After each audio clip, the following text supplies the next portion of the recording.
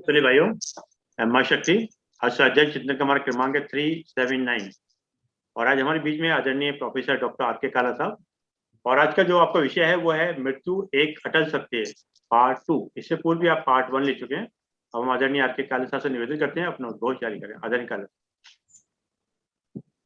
स्वाध्याय चिंतन के समस्त सम्मानित सदस्यों को मेरा नमस्कार स्वीकार हो। जरा सा ईश्वर को प्रार्थना करते हुए, ए परमेश्वर, ए प्राणेश्वर, ए सर्वेश्वर, ए हृदयेश्वर, हम आपको अंतःकरण में धारण करते हैं। हमारी बुद्धि को प्रकाशित करो, सन्मार्ग दिखाओ, जो हमारे लिए उचित हो वाणी को वो शक्ति प्रदान करें बोलने के लिए। ओम तमेव माता पिता तमेव, तमेव बंधु सखा तमेव, तमेव विद्या द्रविण तमेव, तमेव सर्वम मम देव देव। पिछले एपिसोड में हमने जो टॉपिक डिस्कस किया था भागवान मृत्यु एक अटल सत्य, उसी को कंटिन्यू करते हुए आज पार्ट 2 हम ले रहे हैं, मृत्यु एक अटल सत्य। थोड़ा सा इसको रिकैप करेंगे। उससे पहले मैं एक कहानी से स्टार्ट कर रहा हूं। भगवान बुद्ध अपने शिष्यों के बीच बैठे हुए थे, तभी कोई माता रोती हुई आई। बहुत परेशान थी, बहुत दुखी थी, बुरे हाल। उसका मृत बेटा उसके साथ था। उसने भगवान बुद्ध के गोदी में उसको रख दिया और बोली, प्रभु मेरे पास एक ही संतान है, उसकी मृत्यु हो गई है, इसके बिना मैं जी नहीं सकती। मेरे जीवन का सहारा है यह, मेरे बुढ़ापे की लाठी है और इसके सहारे में आगे बढ़ूंगी। आप इसको जिंदा कर सकते हैं, इसको जिंदा कर दीजिए। प्रभु ने उसकी बात सुनी। उनका विश्वास हो गया कि यह माँ जो इतनी दुखी है यह किसी भी हालत में मानेगी नहीं। उसको सांत्वना देते हुए भगवान बुद्ध बोले, हाँ ठीक है, इसको मैं जिंदा कर सकता हूं, पर एक शर्त है। इस गांव में जितने मकान हैं तुम सबके यहाँ से किसी एक के यहाँ से मुझको थोड़ा राख ला कर दे दो, पर राख ऐसे घर से होनी चाहिए जहां कभी कोई मृत्यु ना हुई हो। बोली, कोई बात नहीं प्रभु, ये तो बड़ा आसान काम, मैं जाती हूँ अभी। बच्चे को वहीं पर छोड़ करके वो चली गई। गांव में पहले घर पहुंची, जाकर ये बोली, मेरा बच्चा मर गया है, उसको प्रभु जिंदा कर सकते हैं, पर शर्त यह है कि आप अपने घर से राख दीजिए, पर आपके यहाँ कोई मृत्यु अब तक नहीं हुई होनी चाहिए। उन्होंने कहा, नहीं हमारे यहाँ तो हुई, अभी पिछले साल कोरोना में ही ये काम हो गया। उसने उस घर छोड़ा, अगले घर गई, वहां भी यही जवाब मिला कि हमारे यहाँ भी कुछ हुई है। वो पगली सी भागती भागती भागती पूरा गांव तलाश बैठी, कोई घर ऐसा ना मिला जहां पर कोई मृत्यु ना हुई हो। कभी न कभी किसी न किसी मृत्यु हर घर में हुई थी। वो राख लाने में असमर्थ रही। आकर बोली, प्रभु ये काम मैं ना कर सकी। तो उन्होंने कहा कि मृत्यु पर किसी का वश नहीं है माता। जिसका जन्म हुआ है उस जन्म के साथ मृत्यु की तिथि लिखी गई है। जो आरंभ हुआ है उसका अंत तो होगा ही होगा। जो जन्मा है उसकी मृत्यु तो होगी ही होगी। इस पर किसी का वश नहीं है। माता को और कुछ समझाया, वो समझ करके इस बात को समझ गई, उसको मृत्यु बोध हो गया कि मृत्यु एक सतत प्रक्रिया है, संसार में चलती रहती है, चलती रहेगी। लेकिन मृत्यु बोध जो है इसका उसको ज्ञान हो गया कि मृत्यु जो है वो अवश्यम भावी है। जब हम शमशान में जाते हैं किसी को लेकर के, तो मृत्यु बोध वहां शमशान में जाकर के होता है कि मृत्यु अवश्यम भावी है। कोई राहगीर ऐसे चला जा रहा था, नदी के किनारे जा रहा था, उसका एक खोपड़ी पर पैर पड़ा, तो खोपड़ी यूं बोली, ऐ राहगीर, मैं भी कभी शक्तिशाली खोपड़ी थी, मेरे सिर पर ताज सजाए जाते थे, जमीन पर मेरे पैर नहीं पड़ते थे, पर सब एक दिन सुबह हो गया, खत्म हो गया। मेरी मृत्यु मुझे आकर के घेर लिया।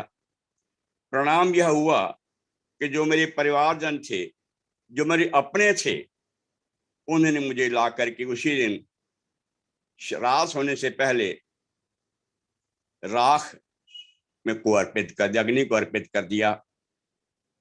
नहीं रख सके एक रात भी।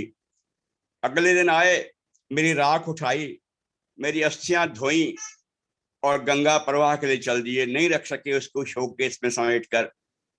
जो मैंने कमाया था, जो मैंने सब कुछ इकट्ठा किया था, सब सवा हो गया, खत्म हो गया, और मुझे उन्होंने सूटकेस में या शोकेस में संभाल के रखा नहीं, उसको गंगा प्रवाह कर दिया।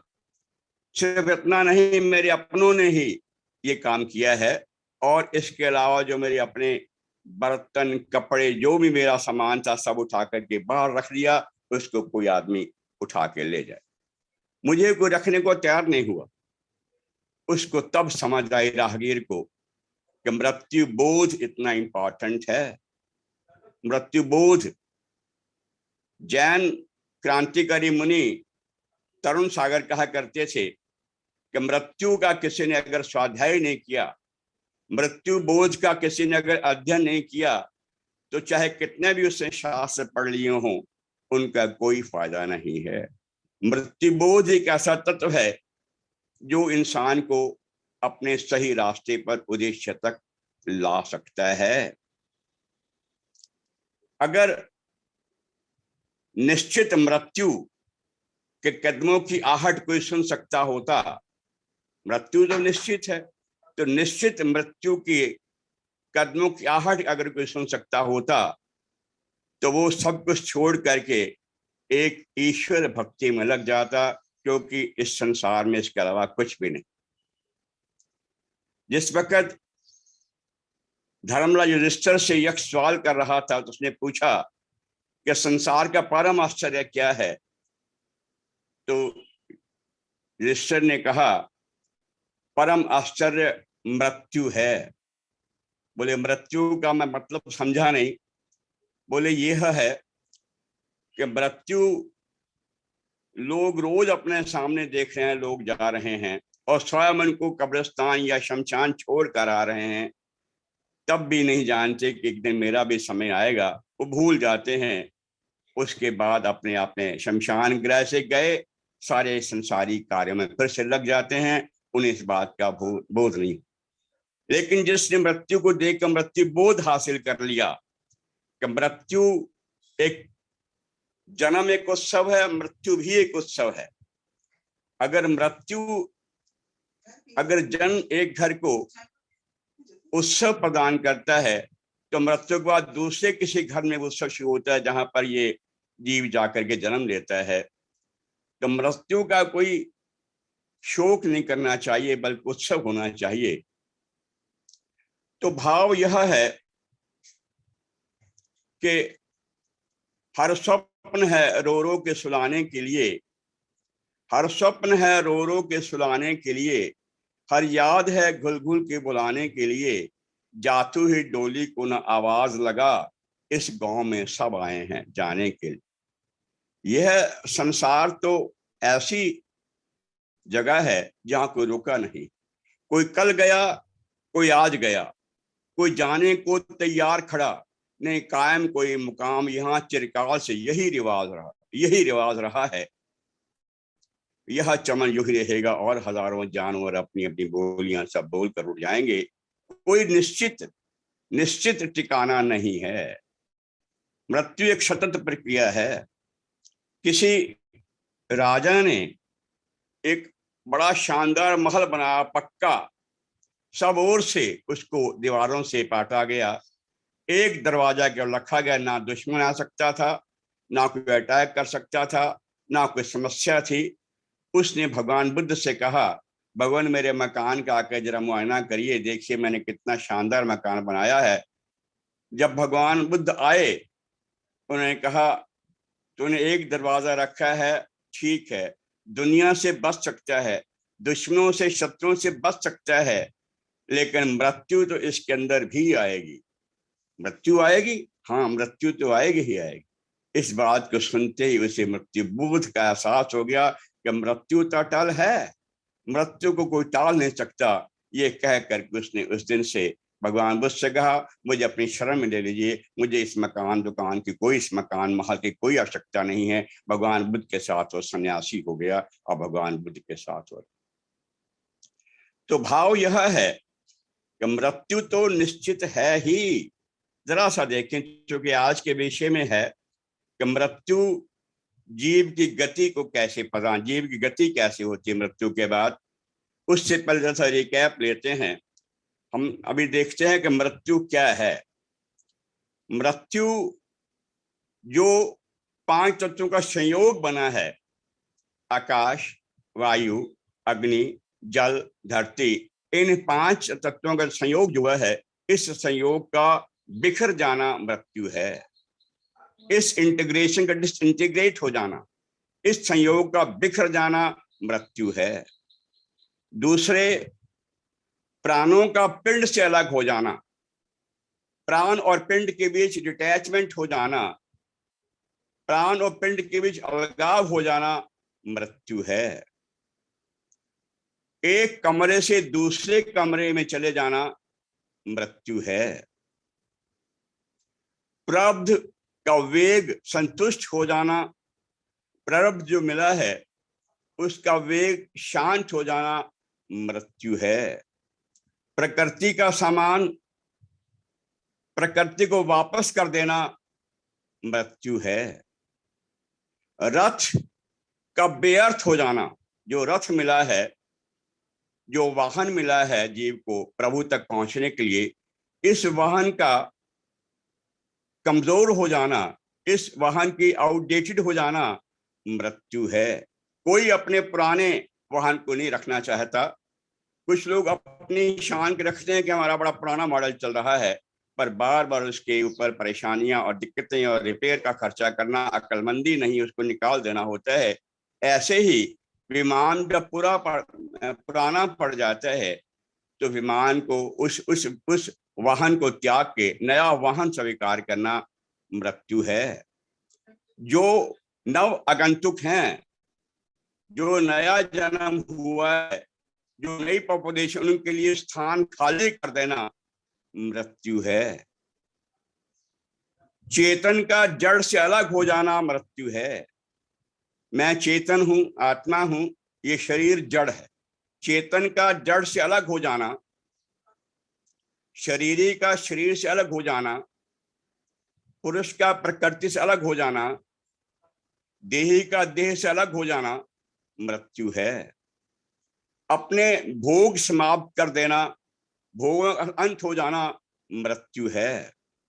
अपने कर्मों का, चाहे वो कृत कर्म हो चाहे कारित कर्म हो, इन कर्मों का या अनुमोदित कर्म हो, इन कर्मों का मूल्यांकन कराने के लिए जाना मृत्यु है। शाह द्वारा वापस बुला लेना, जिसने प्राणों की पूंजी सौंपी है उस शाह के द्वारा वापस बुला लेना, क्योंकि जब वापस जाता है बंदा तो आम इंसान यमराज के द्वारा लिया जाता है, और जो ब्रह्म ज्ञानी होता है, जीवन मुक्त होता है, उसे भगवान का बुलावा आता है। तो महाकाल का बुलावा आ जाना मृत्यु है। ये मृत्यु के कई डेफिनेशंस हैं, मृत्यु की कई परिभाषाएं हैं। इसके अलावा बिना मृत्यु हुए भी लंका कांड में अंगद और रावण के संवाद में अंगद ने कहा, रावण तू मृत के समान है, तू जीवित तो है पर शव के समान है। तो लंका कांड में एक जगह गोस्वामी जी लिखते हैं कि 14 प्रकार के लोग ऐसे हैं जो जिंदा तो हैं पर मरे हुए। कौन है वो लोग? कौल, काम बस, कृपण, विमूढ़ा। जो कौल हैं, जो समाज के विपरीत काम करते हैं, जिनकी दिशा समाज विपरीत है, वो कौल, काम बस, जो काम के अधीन हैं, कामनाओं के अधीन हैं, या कामी पुरुष हैं। कृपण, जो कंजूस हैं, कृपण हैं, जिनके हृदय में दया धर्म कुछ नहीं है। विमूढ़ा, जो विमूढ़ हैं। तो 4 ये हुए, कौल समाज विपरीती, काम बस कामना अधीन, कृपण जो कंजूस हैं हर तरह से, तन से मन से धन से, विमूढ़ हैं, अनपढ़ हैं, जो बिल्कुल विमूढ़ का मतलब यहाँ पर है विमूढ़ात्मा, जो ईश्वर के प्रति जान चुकी। ये जीवन, ये जो यूनिवर्स है, ये हमारी यूनिवर्सिटी है। इसमें हम हर जन्म में हर बार वहां लेकर के आते हैं कुछ सीखने के लिए, आध्यात्मिक उन्नति करने के लिए। जो उस तरफ नहीं बढ़ते उनको विमूढ़ कहा गया है, चाहे वो कितने भी संसारिक दृष्टिकोण से पढ़े लिखे हों, अभिमानी हों, पैसे वाले, संपत्ति वाले, उनको विमूढ़ ही गिना गया है। तो कौल, काम बस, कृपण, विमूढ़ा, 4 तो ये हो गए। अति दरिद्र, जो बहुत गरीब है, 2 टाइम की रोटी जुटती नहीं है, बच्चे भूखे हैं, देखा नहीं जाता, अति दरिद्र।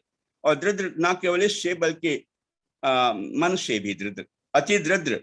अजस, जिनका कोई यश नहीं है, जो हमेशा परेशान, जिनको कोई सम्मान नहीं देता।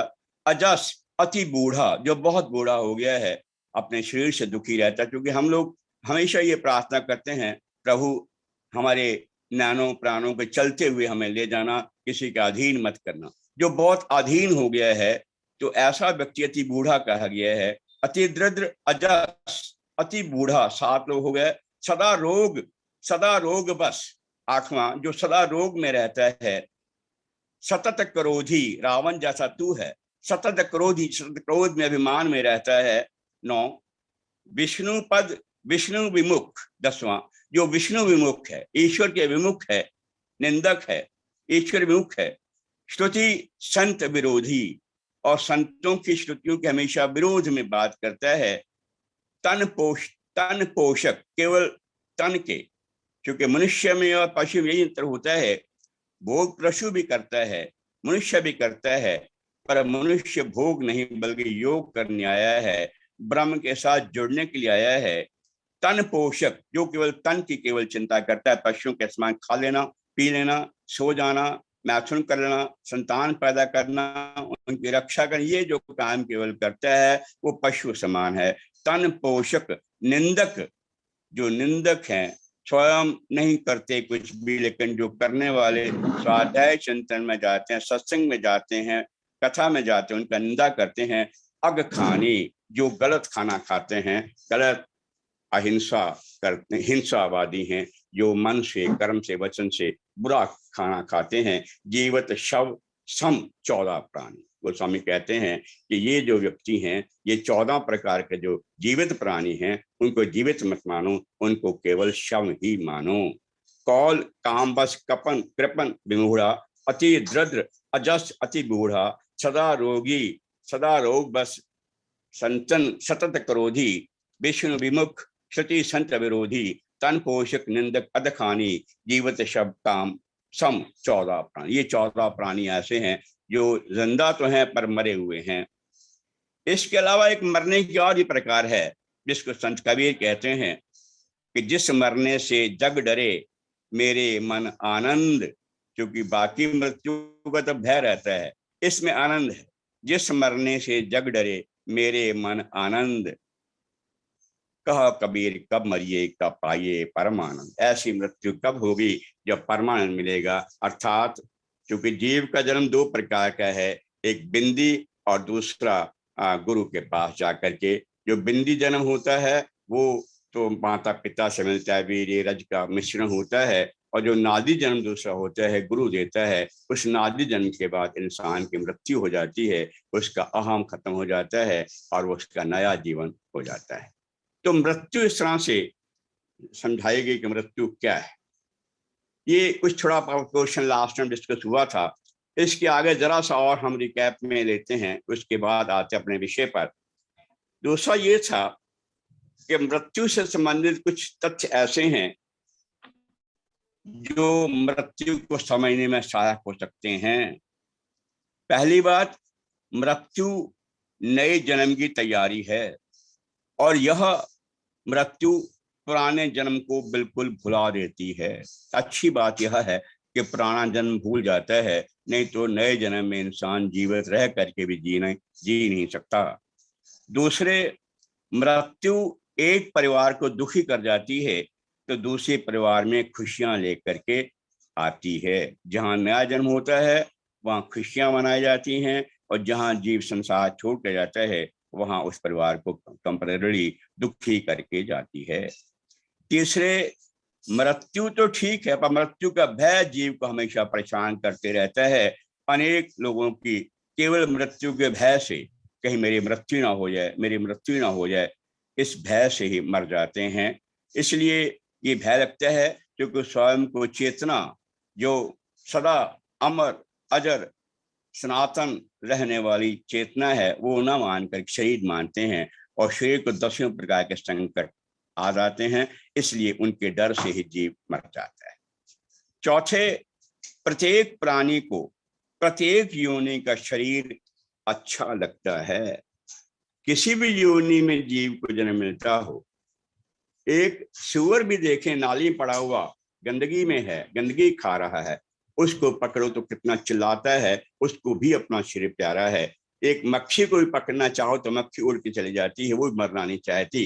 परिणाम यह है कि जीवात्मा जिस भी योनि में जाता है उस योनि का शरीर चाहे कितना ही गंदा हो, कितना घृणित हो, वो उसको प्यारा लगता है, उसको छोड़ना नहीं चाहता।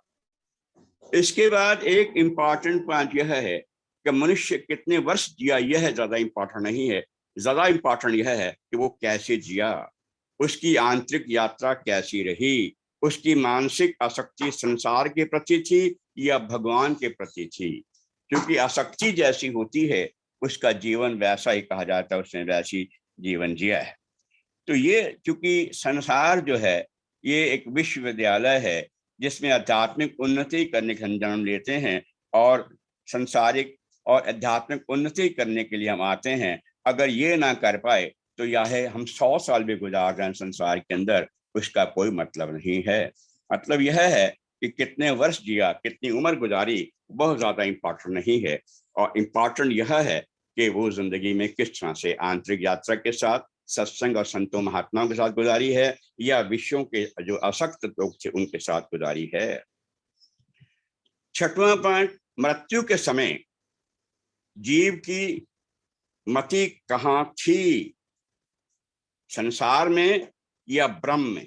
क्योंकि श्री कृष्ण गीता 8वें अध्याय के 5वें छोटे श्लोक कहते हैं कि जहां जहां जीव की गति होगी, जहां जहां जीव की मति होगी, अंत मता सो गता, जहां जहां उसकी मति होगी वहां वहां उसकी गति होगी। मृत्यु, 7वें पॉइंट, मृत्यु शरीर को आती है, आत्मा को नहीं। आत्मा नित्य है, जीव नित्य है, शरीर मरण धर्मा है। शरीर की मृत्यु से जीव का प्रवाह रुकता नहीं है, जीव की यात्रा नए शरीर से शुरू हो जाती है।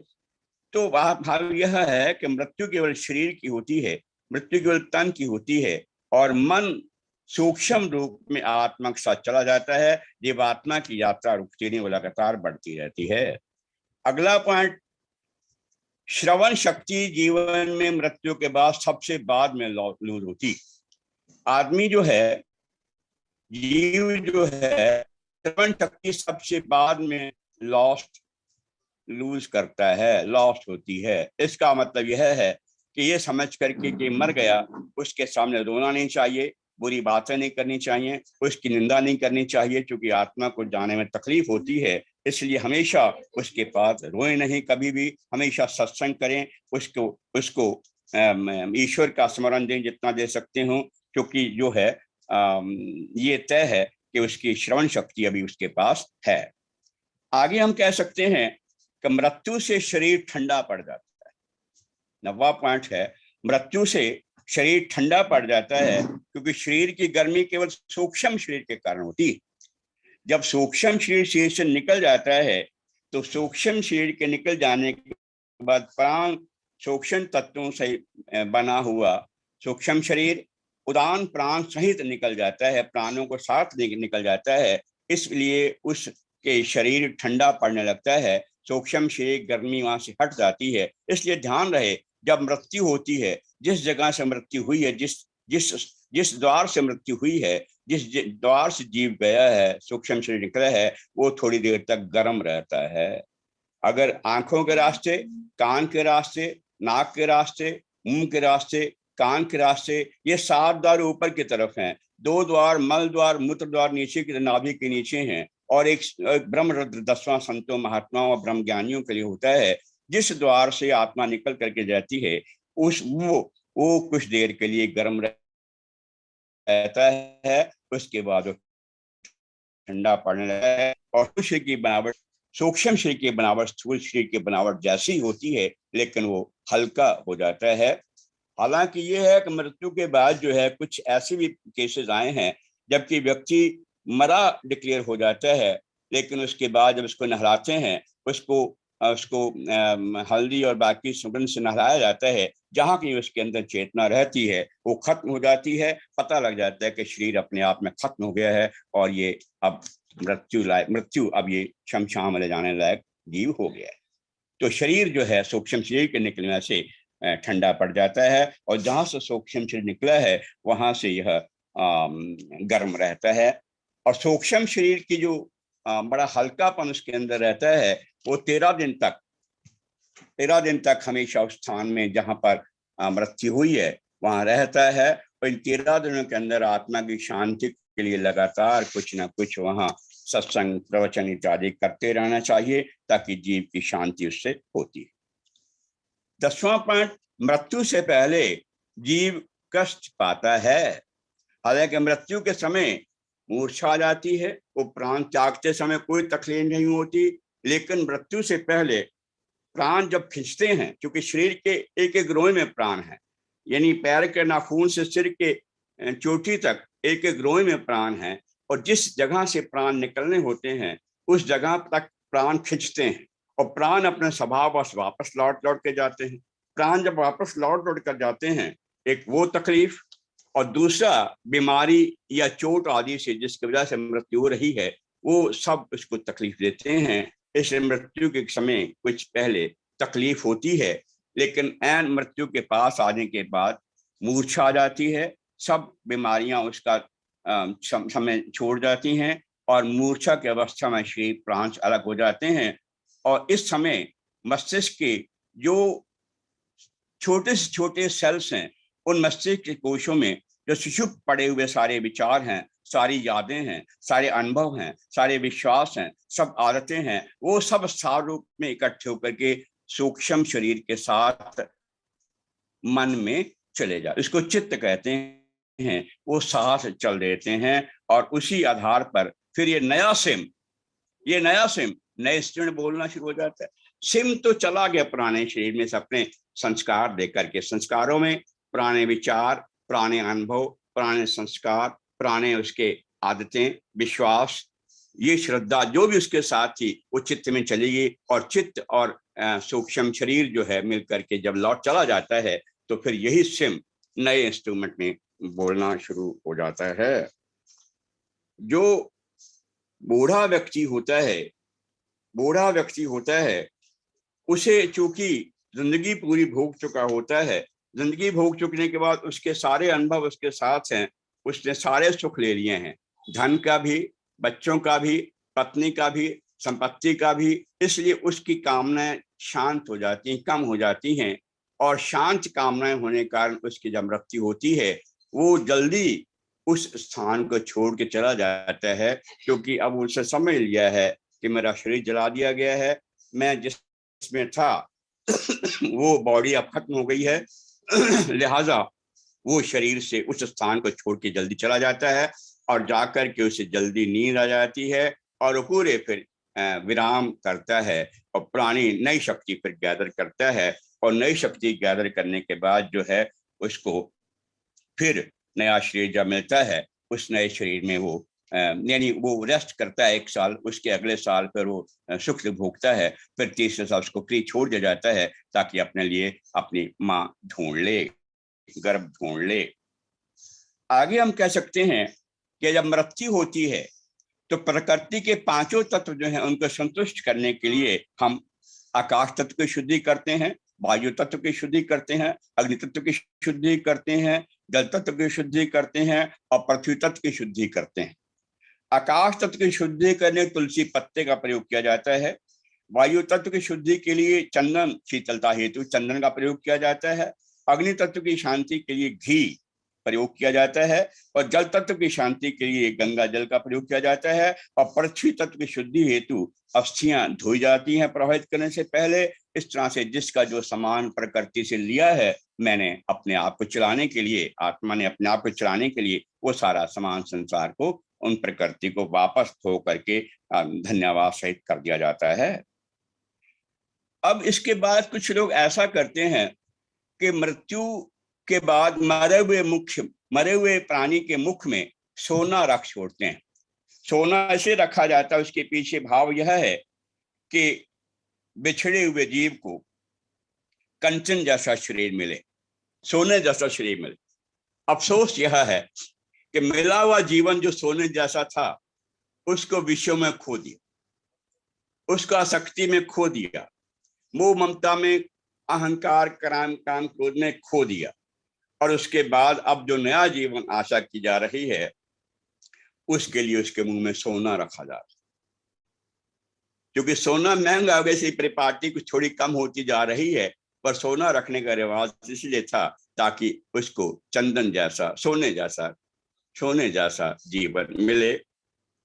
और पता नहीं, चूंकि जो पुराने उसके अपने कर्म थी, अंतिम मृत्यु थी, उसके आधार पर प्राप्त उसका तय होना है, और उसके कर्माशय बनने, कर्म बनने हैं, कर्म भोग बनने हैं। इसका कितना असर है? कोई असर नहीं। ये सारी परिपाटी है, ऐसे कुसंस्कार हैं जिनको त्यागा जाना चाहिए। ऐसा आपने देखा है कि शॉल, मृत्यु के समय शॉल डालते हैं, वो शॉल कम से कम 200 रुपए से 500 रुपए के बीच होती हुई कम से कम 8, 10, 15 सालें जो हैं शव पर डाल दी जाते हैं सम्मान स्वरूप। वो सब जो है अपने आप में व्यर्थ है, उनका कोई बस मतलब नहीं, क्योंकि जब वो जाता है उसके बाद उसको उतार करके गट्ठर में रख लिया जाता है, और गट्ठर को अगले दिन जाकर के बाजार में बेच दिया जाता है, और वही बाजार में बिक्री शालें फिर लौट करके 200-500 रुपए के बीच में हर शॉल का मूल्य रहता है, वो ला करके रख दी जाती। तो ये इससे अच्छा यह है कि मृत्यु के साथ सबकी राय से बक्सा रख दिया जाए कि जिसने शॉल के पैसे डालने इसके अंदर डाल दिए जाएं, जितने पैसे इकट्ठे होंगे उन पैसों को जा किसी विधवा आश्रम में या वृद्ध आश्रम में या किसी अनाथालय में दे दिया जाए ताकि उससे उनका भला हो जाए। इसके बाद 15 दिन तक दीपक जलाया जाता है, जलता रखा जाता है, ताकि बिछड़े हुए जीव को सुपथ मिल सके। जो स्वयं चेतना है, जो स्वयं आत्मा है, स्वयं आनंद है, जो स्वयं सत्यचित आनंद है, वो कैसे रास्ता भूल सकता है? तो यह एक ऐसी परिपाटी, ऐसा कुसंस्कार है कि दीपक जलता रखा जाता है, इसलिए ताकि उसको दीपक की लौ की जरूरत पड़े और वो मृत्यु के रास्ते में, गलत रास्ते पे ना जा सके, इसलिए कोशिश की जाती। इसके बाद जो कार्मिक ढांचा जितना तीव्र और मजबूत होता है, कार्मिक ढांचा जितना मजबूत होता है कर्म संस्कार जितने मजबूत और आसक्ति वाले होते हैं, मजबूत होते हैं, उतनी ही जल्दी मनुष्य को जन्म मिलता है। वो रुकता नहीं है, जल्दी निकल करके आना चाहता है, कोई ना कोई उसको शरीर नया मिल जाता है। कुछ गरुड़ पुराण के अंदर, हालांकि गरुड़ पुराण को मैंने कोई बहुत ज्यादा महत्व नहीं दिया, क्योंकि हमारे कई इस्कॉन के वक्ता बताते हैं कि जीवन जब खत्म होता है तो सूक्ष्म शरीर को यातना शरीर मिल जाता है। उस यातना शरीर को वैतरणी नदी, मल द्वार, गंदी नदी जिसमें मल ही मल होता है, उसको लेकर के पार जा करना पड़ता है। और उसमें यमराज, यम के दूत उसको बहुत तकलीफें देते ले जाते हैं। उसके बाद स्वर्ग और नरक के आगे से घुमाया जाता है छोड़ते हुए। गरुड़ पुराण में कुछ ऐसा संकेत दिए हुए हैं जो बताते हैं कि जीव की गति किस प्रकार से, जीव यानी कुछ ऐसे संकेत हैं जिनके आधार पे कि ये उसकी यानी मृत्यु के संकेत हैं कि मृत्यु उसकी आने वाली है या नहीं। पहली बात यह है कि जो जीव की परछाई है मृत्यु के आसपास आकर के, वो परछाई उसके गायब होने लगती, उसकी परछाई नहीं रहती। दूसरी बात यह है कि जो शरीर है उसके आसपास जाने वाले को पितृ दिखने नजर हो जाए। उसके पुराने जो गए पितर हैं, माता पिता पूछे दादा परदादा, जो उसको ध्यान करते हैं कभी, उन पितरों का उसके आभास होना शुरू हो जाता है। इसके बाद जो आईना है, आईना जीव को उसकी शक्ल विकृत करके दिखाता है या किसी और की शक्ल दिखाता है। आईना भी दिखाता है कि उसकी शक्ल इस तरह से विकृत हो रही, इसका मतलब यह है कि समय आ गया। उसको चांद टूटा हुआ नजर आता है, जाने वाले जिसकी मृत्यु नजदीक होती है उसको चांद टूटा हुआ नजर आता है। इसी तरह से कुछ ऐसे हैं जिनको अपने सत्संगी, जिनके साथ उसका उठना बैठना सत्संग करना था, वो नजर आते हैं। और कुछ को लंबे लंबे दांत लिए हुए काले चेहरे वाले बड़े यमदूत नजर आते हैं। वो भी एक तरह का संकेत है। मृत्यु के करीब करीब 2 दिन पहले ये सब संकेत आने शुरू हो जाते हैं कि उसका शरीर जो है अब जाने वाला है। शरीर जाने वाले व्यक्ति पीला पड़ना शुरू हो जाता है, और पीलापन जो है वो इस बात का संकेत हो जाता है कि वो अब जाने वाला है। जाने वाले प्राणी की आंखें कमजोर हो जाती है, उसके आसपास जो होते हैं उनको वो देखता था पर उनको पहचान नहीं पाता, उसकी आंखें कमजोर हो जाती हैं, और ये इस बात का संकेत हो गया है कि वो करीब करीब अब जाने को तैयार है। अब जीव की गति कैसी होती है, ये तो कुछ संकेत गरुड़ पुराण में है। जो जाने वाला है उसको उस 2 दिन पहले कुछ आभास मिलने हो जाते हैं, जिससे अंदाजा हो जाता है कि चीज अब छूटने वाला है। मरने वाले जीव गति कैसे होगी, कहाँ क्या मिला होगा उसको। पहली बात यह है कि मरने से 2 दिन पहले जीव को क्या दिखाई देता था।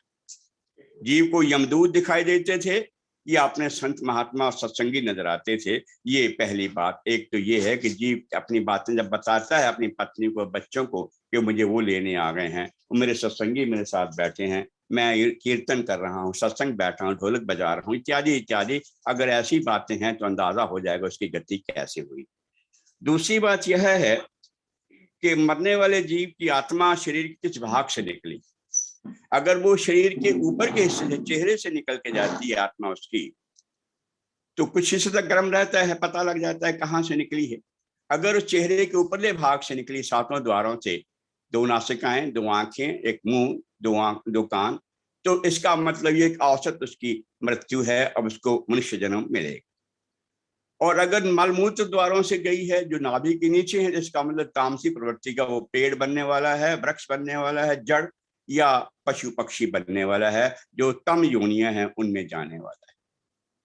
और जो ब्रह्म ज्ञानी है, ब्रह्मरंध्र में उसकी निकलती है, प्राण निकलते हैं, वो चैतन्य, वो ब्रह्म ज्ञानी महात्मा है, उसका शरीर जो है वो फिर से ब्रह्म के अंदर लीन होने वाला है और कुछ नहीं। कौशिकी उपनिषद में, उपनिषद कौशिकी नाम से है, कौशिकी उपनिषद में लिखा गया है कि जो औसत जीवात्मा है वो चंद्रलोक होकर के जाती है, कर्म फल भोगती है, फिर लौट कर आती है और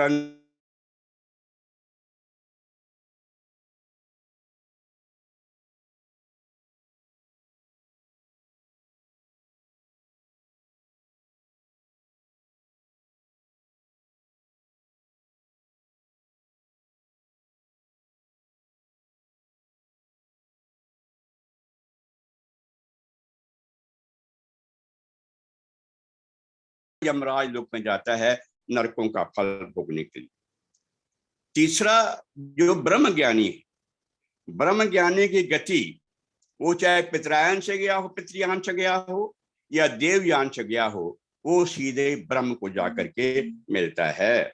वो उसकी गति अग्निलोक से वायुलोक, सूर्यलोक होते हुए सीधा ब्रह्म में जाकर के मिलता है। उत्तरायण में मरता है या दक्षिण, वो शुक्ल पक्ष में मरता है या कृष्ण पक्ष में मरता है, दिन में मरता है या रात में मरता है, कोई फर्क नहीं पड़ता है ऐसे व्यक्ति के लिए। दक्षिणायन में गया हुआ या रात्रि पक्ष में गया हुआ, अंधेरे में गया हुआ, उन सबको तो वो सीधे ब्रह्म के ही पास जाएगा, किसी और जगह वो नहीं जाएगा। जो जीवन मुक्त है, जो ब्रह्म ज्ञानी है, जीवन मुक्त कौन है? जीवन मुक्त वो व्यक्ति है जिसको माया का आवरण खत्म हो गया है, जो आवरण हटा करके गया, जो स्वयं में स्थित है, अपने स्वरूप में स्थित है, वो कैवल्य को प्राप्त होता है। वो जिंदा भी कैवल्य में है और प्रभु का वेग निपटने के बाद जब प्राण छूट जाए तो भी उसे कैवल्य मिलेगा। और देखते हैं कि जीवन मुक्त कौन होता है। जीवन मुक्त की बुद्धि संसार में लिपायमान नहीं होती, वो आसक्ति में नहीं जीता, केवल अनासक्त भाव में जीता है, अपने आप में स्थित रहता है, ब्रह्म की याद में खोया रहता है। संसार में रहता है पर संसार से अलग रहता है, वो अपने आप में ईश्वर में स्थित रहता है, स्व में स्थित रहता है, अपने आप में स्थित रहता है। दूसरे, विवेक में जीता है। विवेक में जीने का मतलब वो जानता है कि मैं चेतना हूँ, चेतन आत्मा हूँ, शरीर नहीं हूँ। शरीर नहीं मानने से उसके सारे शरीर के भय कि मेरा शरीर बीमार हो जाएगा, मर जाएगा, रिश्ते टूट जाएंगे, मेरे ये नाराजगियां हो जाएंगी, वो सबसे दूर होकर केवल विवेक में जीता है। तीसरे, जो ब्रह्मज्ञानी होता है वो जीवन मुक्त होता है, द्वंद्वों से परे रहता है। उसे द्वंद्व यानी निंदा, यश, अपयश, स्तुति, निंदा, जय पराजय, लोभ हानि, लाभ हानि, लोभ, शोक, हर्ष, विषाद, इनसे परे, द्वंद्वों से परे समता में जीता है। और जो समता में से होता है, श्री कृष्ण गीता में दूसरे अध्याय के 40 श्लोक कहते हैं, समत्वम योग उच्यते, समता ही योग है। वो योग में जुड़ा हुआ है, संसार से वियोग हो रहा है, पल पल संसार ईश्वर से योग होता जा रहा है। उसके जो जीवन मुक्त होता है उसके सारे संशय खत्म हो जाते हैं। कठोपनिषद कहता है, मुंडकोपनिषद कहता है कि ब्रह्म ज्ञान के बाद उसी के सारे जड़ चित ग्रंथि खत्म हो जाती है, सारे संशय नष्ट हो जाते हैं और सारे संचित कर्म खत्म हो जाते हैं, केवल प्रब्ध भोगना बाकी रहता है। उसकी समस्त कामनाएं, वासनाएं खत्म हो जाती। जो जीवन मुक्त है उसकी सारी वासनाएं, सारी कामनाएं, चाहे वो किसी भी उम्र का है, वृद्ध व्यक्ति कामनाएं खत्म होती हैं बेशक, लेकिन जो जीवन मुक्त है वो किसी भी उम्र में होता है, उसकी वासनाएं और कामनाएं सारे खत्म हो जाते हैं। वो जितने भी कार्य करता है वो केवल सेवा भाव से करता है, समता भाव से करता है, किसी एक व्यक्ति को नहीं करते हुए। वो जीता है केवल प्रभ भोगने के लिए, प्रभ से फालतू से कुछ नहीं भोगना, प्रभ भोगते हुए संसार छोड़ जाता है। तो व्यक्ति वर्तमान में जीता है, ना भविष्य में जीता है, ना केवल वो भविष्य में जीता है, ना पास में जीता है, केवल वर्तमान में जीता है। और वर्तमान जीने वाला जो होता है वो सारी चिंताओं और फिक्र से अलग होता है। अब जो जीवन मुक्त महात्मा होता है उसके बारे में योग दर्शन ये कहता है 4 अध्याय के 424 श्लोक के अंदर कि प्रकृति दृष्टा को, जो दृष्टा है यानी आत्मा है, उसका अपवर्ग दिला करके अपने अपने कारण में लीन हो जाती है। प्रकृति के 5 तत्व हैं, आकाश है, वायु है, अग्नि है, जल है, धरती है। ये 5 दृष्टा को अर्थात जीवात्मा को, जो अपने आप को स्वयं देख रहा है, इस जीवात्मा को अपवर्ग मैंने मोक्ष दिलवा करके, 3 चीजें हैं, स्वर्ग है, नरक है, अपवर्ग है, और अपवर्ग को दिला करके अपने अपने प्रकृति में शांत हो जाते हैं। इसके बाद मुंडकोपनिषद का तीसरे अध्याय का दूसरा मुंडक अपने 7वां मंत्र ये कहता है कि ब्रह्म ज्ञानी की जो 15 कलाएं होती हैं, अर्थात प्राण सहित सब इंद्रियां अपने अपने देवताओं को जाके मिल जाती हैं। जीवात्मा अपने समस्त संस्कारों सहित अविनाशी परमात्मा में गति पाता है। जीवात्मा जो है जीव मुक्त, वो केवल ब्रह्म के अलावा कहीं नहीं जाता। मुंडक कहता है कि जिस तरह सारी नदियां बहते बहते अपने समुद्र में, अपने स्रोत में जाके मिल जाती हैं, ऐसे ही ब्रह्म ज्ञानी जो है वो सब कुछ छोड़ करके, अपना रूप नाम छोड़ करके ब्रह्म में जाकर के लीन हो जाता है। गीता का 5वां अध्याय 24 श्लोक कहता है कि जो ब्रह्म में रमन करता है, जो ईश्वर को समर्पित है, ईश्वर के सुख में सुखी है, ईश्वर करनी में सुखी रहता है, वो निर्वाण को प्राप्त होता है। उसे संसार का कुछ भी किसी प्रकार का वाक्य देना नहीं रहता। अष्टावक्र गीता का 5वां अध्याय का 25वां श्लोक कहता है कि घटे भिन्ने मद घटाकाशे, घटे भिन्ने घटाकाश आकाशे लिया देव भाव यथा योगी स्वरूपे परमात्मनि, कि जिस तरह से अपने अपने सारे भाव हैं वो छूट जाते हैं, सब आकार नाम छूट जाते हैं और वो समुद्र में तरंगे जैसे लीन हो जाती हैं, ऐसे आकाश में आकाश, धरती में धरती, जल में जल, सारा कुछ उसमें लीन हो जाता है। ऐसे ही मुंडक उपनिषद कहता है कि जिस तरह शुद्ध जल में मिलाने पर उसमें एक सार हो जाता है, एक मिक हो जाता है, ऐसे ही जीवात्मा जो है वो ईश्वर के साथ जाकर के मिल जाती है। उसे संसार में फिर दोबारा आने को नहीं होता है। ज्ञानी की 5 महाभूत अपने अपने महाभूतों में, 5 भूत महाभूतों में, प्राण महाप्राण में, मन महामन में, बुद्धि महत्व में मिल जाती है। संसार में उसका कुछ रहता नहीं वापस आने का। ब्रह्म ज्ञानी का ना केवल सूक्ष्म शरीर खत्म होता है बल्कि कारण शरीर, क्योंकि सूक्ष्म शरीर प्रलय के बाद सूक्ष्म शरीर नष्ट हो जाता है, लेकिन कारण शरीर को जन्म मिल सकता है, उसका कारण शरीर भी खत्म हो जाता है, पूरा बीज ही खत्म हो जाता है और पूरा बीज खत्म होने के बाद फिर संसार में उसको आने की जरूरत नहीं है। तो ब्रह्म ज्ञानी की मुक्ति सबसे उचित मुक्ति कही गई है और ब्रह्म ज्ञानी वो है जो ब्रह्म में स्थित रहता है, स्वयं में स्थित रहता है। इसलिए संत महात्मा कहा करते थे, चीजों को याद रख, 2 चीजों को याद रख, जो चाहे कल्याण। संत नारायण सिंह जी महाराज कहते हैं कि 2 चीजों को याद रख, जो चाहे कल्याण। नारायण एक मौत को, दूजे श्री भगवान। एक तो मौत को याद रख इंसान हर वक्त, यानी जिसने मौत को स्वाध्याय किया है, जिसने मौत को याद रखा है, मृत्यु का बोझ सामने रखा है, वो बुरे कर्मों से बचता है और उसका ये जो स्वाध्याय है ये सबसे महान स्वाध्याय है। और इसके साथ वो जब शरीर छोड़ता है तो संसार में लौटने का कोई कारण नहीं रहता। ऐसे इसलिए कहा है कि 2 चीजों को हमेशा याद रखो।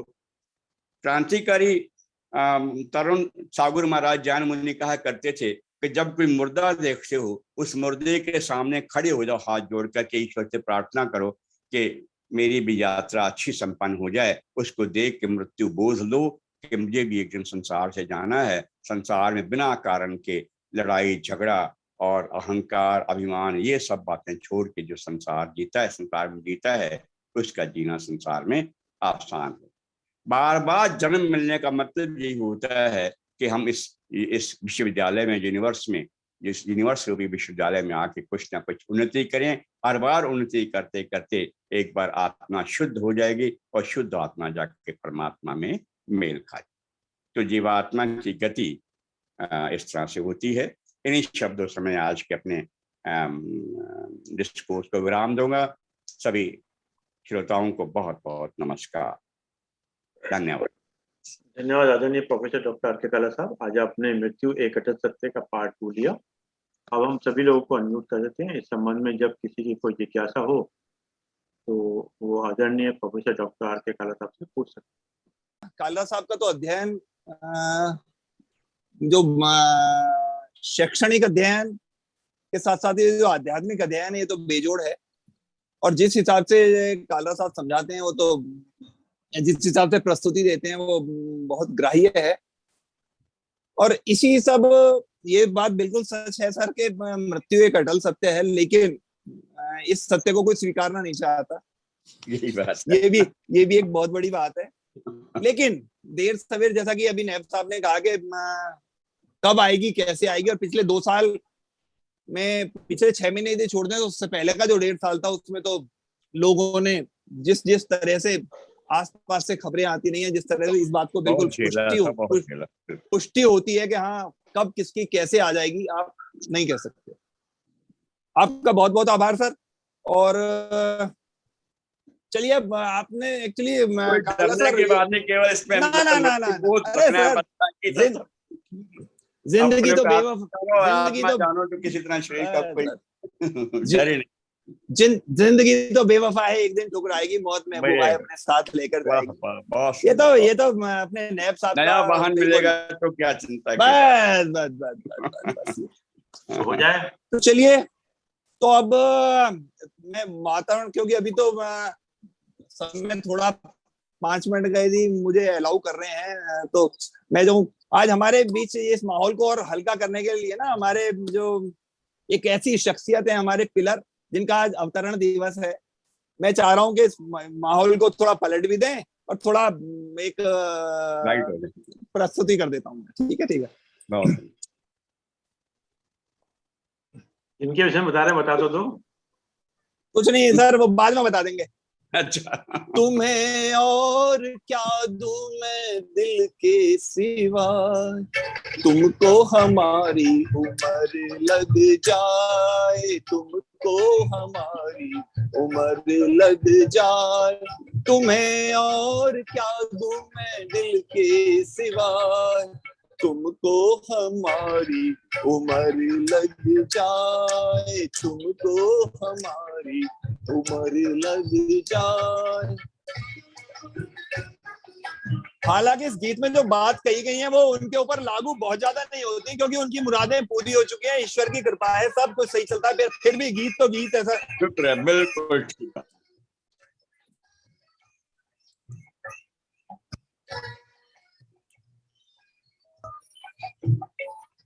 मुरादें हो पूरी, सजे हर तमन्ना, मोहब्बत की दुनिया के तुम चांद बनना,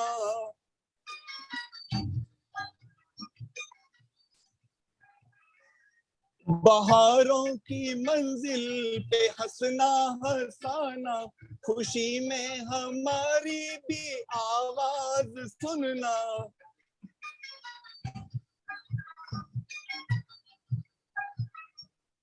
कभी जिंदगी में कोई गम ना आए, तुमको हमारी उम्र लग जाए, तुमको हमारी उम्र लग जाए, तुम्हें और क्या दूं मैं दिल के सिवा, तुमको हमारी उम्र लग जाए, तुमको हमारी उम्र लग जाए। आज हम सब लोग अपने श्रद्धेय मेंबर एन.के. नैब साहब का जन्मदिन मना रहे हैं सर। बहुत बहुत बधाई हो सबको। बहुत बहुत बधाई हो नैब साहब, बहुत मुबारक हो मेरे जन्मदिन। आज समय बहुत, आज उनका अवतरण दिवस है सर। बहुत का मत कर हमारा मुझे जो खुशी है तुम्हें क्या बताऊं, भला दिल की धड़कन को कैसे छुपाऊं,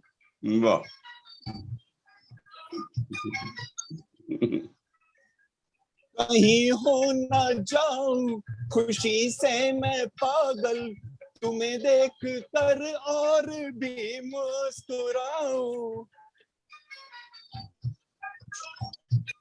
और असली बात, खुदा दिल जलों की नजर से बचाए, तुमको हमारी उम्र लग जाए, तुमको हमारी उम्र लग जाए, तुम्हें और क्या दूं मैं दिल के सिवा, तुमको हमारी उम्र लग जाए तुमको हमारी उम्र लग जाए।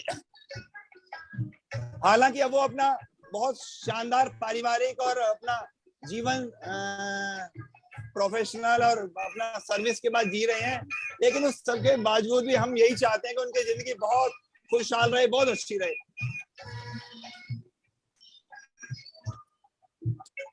हाँ जैन साहब, सितारों से ऊंचा हो रुतबा तुम्हारा, बनो तुम हर एक जिंदगी का सहारा। और खास बात, तुम्हें जिससे उल्फत हो मिल जाए तुमको, समझ लो हमारी दुआ का इशारा।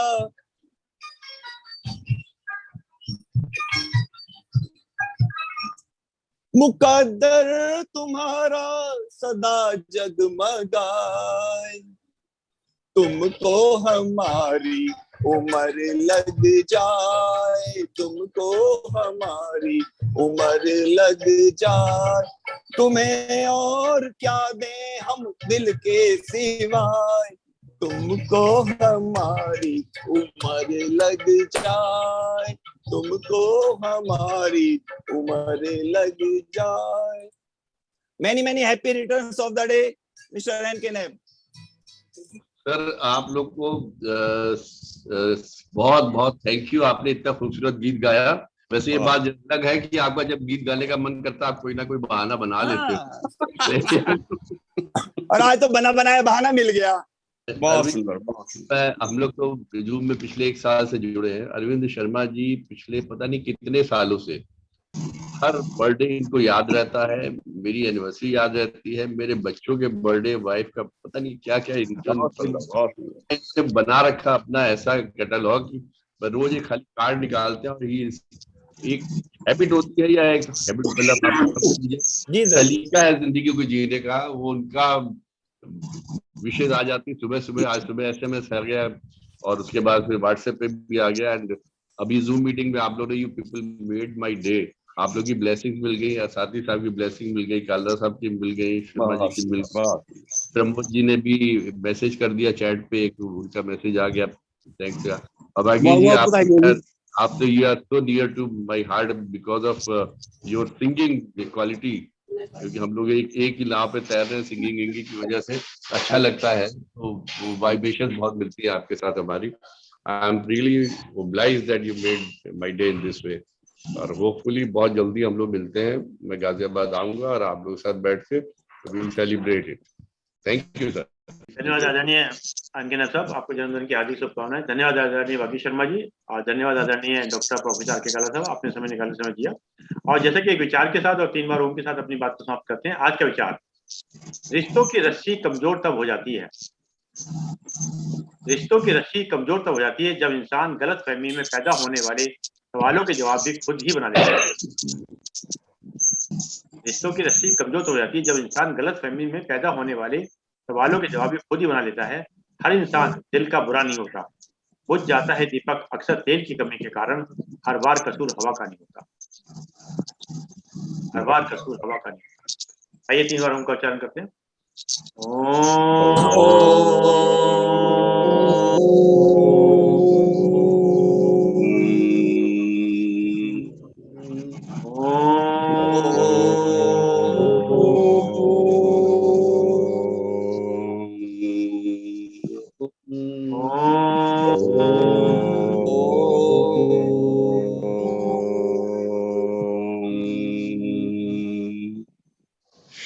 शांति शांति शांति शांति शांति।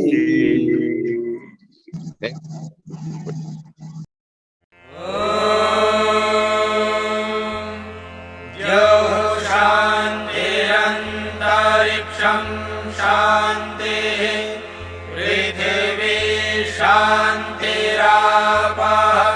शान्तिरोषधयः शान्तिः वनस्पतयः शान्तिर्विश्वे देवाः शान्तिर्ब्रह्म शान्तिः शांति शांति